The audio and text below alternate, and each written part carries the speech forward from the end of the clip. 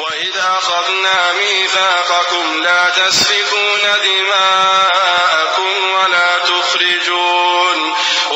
تخرجون أنفسكم من دياركم ثم أقررتم وأنتم تشهدون.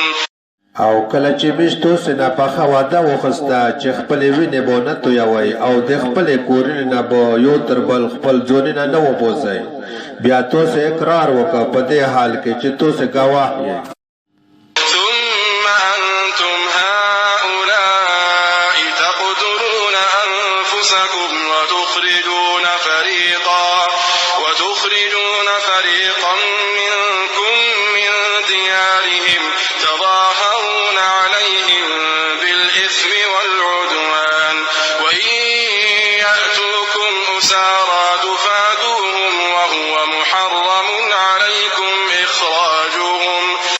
بیا هم تاسو هغه کسونه چې خپل ځونونه وژنئ او خپل یوه ډله د هغې کورنۍ نه وبوسئ په ګناه او ظلم سره د هغې په خلاف یو د بل مدد کوئ او که چیرې هغې تاسو ته بندیان اسیران راشي نو د هغې د خلاصون دپاره فدیه ورکوئ. حال دا چې شان دا دی چې په تاسو باندې د هغې ویستل حرام دي.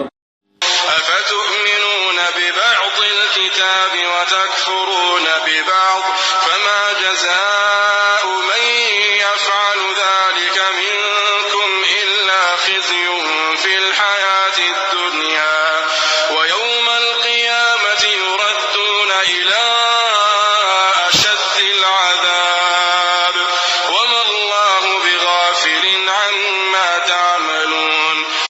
آیا نو د کتاب په ځنې حکم ایمان وروړئ او په ځنې کافر کیږئ نو د دغه کس څه سزا ده چې په تاسو کې دا کار کوي مګر په دنیایي ژوند کښې شر رسوایي او د قیامت په ورځ به تر ټولو نه